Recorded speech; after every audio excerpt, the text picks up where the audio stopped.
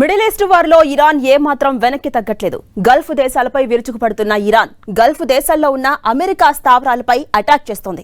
తాజాగా Iran revolutionary guards జరిపిన దాడుల్లో గల్ఫ్ దేశాల్లో ఉన్న అమెరికాకు చెందిన అధునాతన థర్డ్ ఎయిర్ డిఫెన్స్ సిస్టమ్ను ధ్వంసం చేశాయి. అందుకు సంబంధించిన శాటిలైట్ చిత్రాలను కొన్నింటిని విడుదల చేశారు. ఈ దాడితో పాటు ఖతార్లోని అల్ ఉదీద్ బేస్ లో ఉన్న రాడార్ ను కూడా ఇరాన్ దెబ్బతీసింది. అంతకు ముందు దుబాయ్లోని అమెరికా కాన్సులేట్ పై డ్రోన్ అటాక్ చేసింది ఇరాన్. ఇక హార్మోజ్ జలసంధి దగ్గర హై టెన్షన్ కొనసాగుతోంది. ఇప్పటికే భారీగా నౌకల్ని ఇరాన్ నిలిపివేసింది. హార్మోజ్ జలసంధి ఇంకా తమ ఆధీనంలోనే ఉందని ఇరాన్ తెలిపింది. నౌకలకు మిసైల్స్, డ్రోన్స్ ను గురిపెట్టామని వార్నింగ్ ఇచ్చింది. ఏదైనా తేడా జరిగితే నౌకల్ని పేల్చేస్తామని హెచ్చరించింది. దాదాపు 1100కు పైగా నౌకలు హార్మోజ్ లో చిక్కుకున్నాయి. అందులో 37 భారతీయ జెండాలు ఉన్న నౌకలు ఉన్నాయి. హార్మోజ్ జలసంధి దగ్గర హై టెన్షన్ కొనసాగుతోంది. ఇప్పటికే భారీగా నౌకల్ని ఇరాన్ నిలిపివేసింది. హార్మోజ్ జలసంధి ఇంకా తమ ఆధీనంలోనే ఉందని ఇరాన్ తెలుపుతోంది. నౌకలకు మిసైల్స్, డ్రోన్స్ ను గురిపెట్టామని వార్నింగ్ ఇచ్చింది ఇరాన్.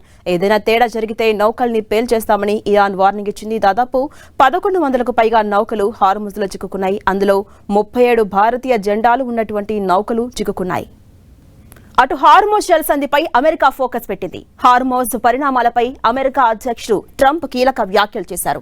హార్మోజ్ మీదుగా వెళ్లే చమురు ట్యాంకర్లకు అవసరమైతే అమెరికా నేవీ రక్షణ కల్పిస్తుందని తెలిపారు. వీలైనంత త్వరగా దీనిపై నిర్ణయం తీసుకుంటామని ట్రంప్ పేర్కొన్నారు.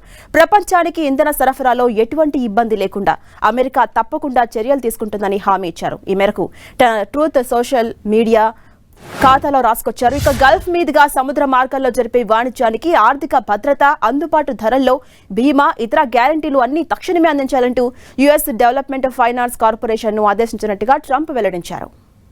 అటు హార్మోజ్ జలసంధిపై అమెరికా ఫోకస్ పెట్టింది. హార్మోజ్ పరిణామాలపై అమెరికా అధ్యక్షుడు ట్రంప్ కీలక వ్యాఖ్యలు చేశారు.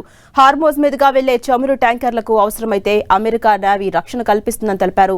వీలైనంత త్వరగా దీనిపై నిర్ణయం తీసుకుంటామని ట్రంప్ పేర్కొన్నారు. ప్రపంచానికి ఇంధన సరఫరాలో ఎటువంటి ఇబ్బంది లేకుండా అమెరికా తప్పకుండా చర్యలు తీసుకుంటుందని హామీ ఇచ్చారు ట్రంప్. ఈ మేరకు తన ట్రూత్ ఖాతా పోస్టులో రాసుకొచ్చారు. ఇక గల్ఫ్ మీదుగా సముద్ర మార్గాల్లో జరిపే వాణిజ్యానికి ఆర్థిక భద్రత, అందుబాటు ధరల్లో బీమా, ఇతర గ్యారంటీలు అన్ని తక్షణమే అందించాలంటూ యుఎస్ డెవలప్మెంట్ ఫైనాన్స్ కార్పొరేషన్ ను ఆదేశించినట్టుగా ట్రంప్ వెల్లడించారు. ఇక వరుస దాడులతో మిడిల్ ఈస్ట్ లో భయానక పరిస్థితులు కనిపిస్తున్నాయి. మరోసారి లెబనాన్ పై ఇజ్రాయెల్ విరుచుకుపడింది. ఇజ్రాయెల్ దాడుల్లో మరో 4 చనిపోయినట్టుగా లెబనాన్ ప్రకటించింది. అటు నిన్న ఇజ్రాయెల్ జరిపిన దాడుల్లో లెబనాన్ లో ఏకంగా 50 మంది చనిపోయినట్టు అక్కడ మీడియా ప్రకటించింది. మరోవైపు ఇరాన్ పై కూడా ఇజ్రాయెల్, అమెరికా వరుసగా దాడులకు తెగబడుతోంది. ఇటు గల్ఫ్ దేశాలపై ఇరాన్ దాడులకు తెగపడుతోంది. ఇప్పటికే దుబాయ్, అబుదాబి, ఖతార్, కువైట్ లాంటి ప్రాంతాలపై విరుచుకుపడి ఇరాన్ తాజాగా దుబాయ్లో ధ్వంసం సృష్టించింది. అమెరికా రాయబార కార్యాలయమే లక్ష్యంగా దాడి చేసింది. దుబాయ్లోని అమెరికా కాన్సులేట్ పై ఇరానియన్ షాహెద్ డ్రోన్ దాడి చేసింది. దీంతో కాన్సులేట్ భవనం తీవ్రంగా దెబ్బతింది. ప్రాణ నష్టం గురించి ఇంకా తెలియాల్సి ఉంది.